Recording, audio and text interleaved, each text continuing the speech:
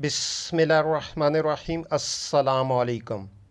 حضرت رسول خدا صلی اللہ علیہ وآلہ وسلم نے ارشاد فرمایا، کوئی مباح عمل شادی کرنے سے زیادہ اللہ کے پاس محبوب نہیں۔ جب کوئی شخص اپنی جوانی کے آغاز میں شادی کرتا ہے تو شیطان کی فریاد بلند ہوتی ہے، ہائے افسوس ہائے افسوس کہ اس نے اپنے 2/3 دین کو میرے شر سے محفوظ کر لیا۔